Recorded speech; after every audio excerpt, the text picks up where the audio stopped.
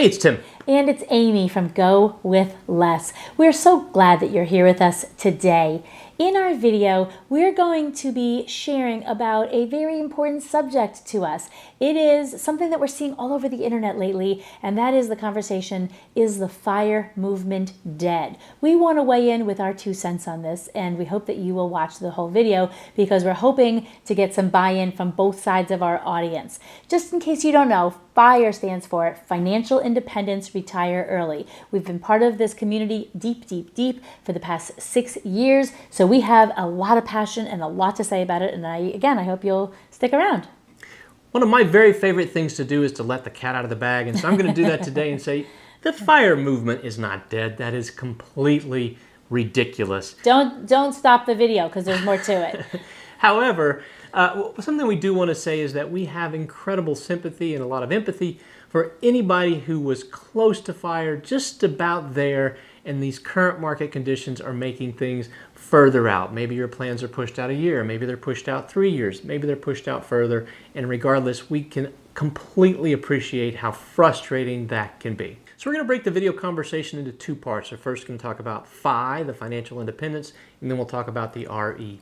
But before we do, I want to share a little bit about what I've been reading online. So I see comments. FIRE comments can be like the biggest bummer under the best of circumstances. Well, imagine what they are now. So I'm seeing comments like, see, I knew this wouldn't work. This FIRE thing is all malarkey. Or see, like this whole working toward FIRE, now that my deadline has been pushed back, my light at the end of the tunnel, this is all just not worth doing in the slightest. So a lot of articles, comments, things that are really questioning, is this something that is worth doing at all? Yeah. So in the FI conversation, we're going to give our definition of FI. And what FI means to us is if you have enough money in the bank that tomorrow you can wake up and not have to go to your job and do whatever it is you want to do. Maybe you do want to go to work, and so therefore, if you have enough money that you don't have to, that is financial independence to us. And so we don't understand why anybody would have any issue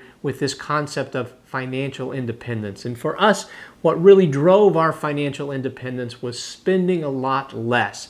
We're very frugal in our new life. We used to spend a lot of money. I would say very frugal. We consider being frugal sometimes. Yeah, so we're nowhere near monks, or we have this amazing life with the amount of spending that we have, and we roughly spend $36,000 a year as our target spending goal. And with that amount of spending, we have an amazing life. And with all that's going on right now for us, because we've planned, we do not have to modify that in any way. I do think that some of the reason why people poo-poo the financial independence piece is because they are going at it so hard, so extreme, that the journey is awful. It's a lot of deprivation, it's sacrifice. We're not advocating that at all, unless you like that. Some people like that. We know many people actually who are really into being stoic and are really into that. If that's your jam, like, fantastic. But if you just want a nice, enjoyable life with a lot of the creature comforts, then maybe don't dial it in so quickly. But still, financial independence means that during this tough time for many people, we don't have to worry about our job. We don't have to worry about living paycheck to paycheck, month to month. And that allows us to, have like just an enormous peace of mind. Yep. And when it comes to the retire early part, I think a lot of people, even in the FIRE movement, struggle with the RE side of things. You did. I did, and sometimes I still do, because I think that the retire part sort of conjures up these images of, I'm going to go sit on a beach, I'm going to stay at home and watch TV, I'm just going to do nothing, I'm just going to be. And so that is certainly nothing that we aspired to when we look at RE. As a matter of fact, early on, Amy said that she was going to rebrand RE, rebrand retirement, because it has this sort of negative connotation. And that is certainly nothing in our life that we've aspired to when it comes to our retirement. Now, the reason why I want to focus on this one is because I haven't seen any articles about this. Maybe they're out there. I haven't seen any.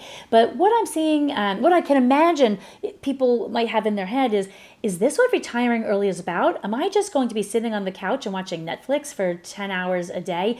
We have been doing some of that. Tim and I have all kinds of catch-up work to do on the computer. Meanwhile, we're binging all the shows on Netflix, and I know that my friends are as well, because that's how we're even learning about the shows to binge watch. But if you're like, this totally stinks, this is not what I want to do in retirement, I'm just going to live the kind of life that I lived in the past and go back to that and keep earning an income. And now that I've had this taste of what I think retirement might look like, this stinks. And by the way, this stinks for us too. This isn't the retired kind of life that we want to lead either. We want to be out traveling. Our retired life includes tons of volunteering. It includes traveling, and we go meet people all over the world. We go see beautiful churches and mountains and fields of flowers and try all the desserts in a new place and take the subway and learn all kinds of things about people watching in other cities. And we love it. So we aren't living our best life now either. So if anyone is thinking, this retired thing kind of stinks if this is what it is,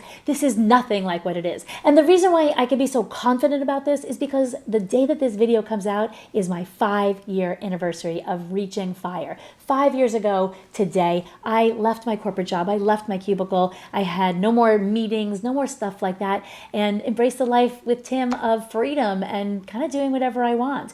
So it is absolutely worth pursuing. Something else worth mentioning is that we seem like we're sort of an anomaly in the FIRE world, and that we are actually living off our investments. The only income that we have outside of our investments is because of our YouTube channel. Which isn't that much. Now, I want to ask our audience for something, and I hope that you've stuck around this long, because we have many, many viewers who have already reached FIRE. Now, because we finally have Wi-Fi in our home, thanks to Tim installing it last week, we can be in communication with people. Well, I am in communication with a ton of our friends who are also FIRE, and the overwhelming sentiment that I'm getting over and over and over is, thank goodness I'm FIRE. I don't have a single person in my life saying that they wish that they had stayed at work, that this is, tomorrow is never promised, and I think this highlights this more than ever. And if there is something else that you want to be doing, well, FIRE allows you to work toward that, and I think that is very powerful. I'm going to ask for something for my 5-year FIRE anniversary from our audience. I hope that you will indulge me on this.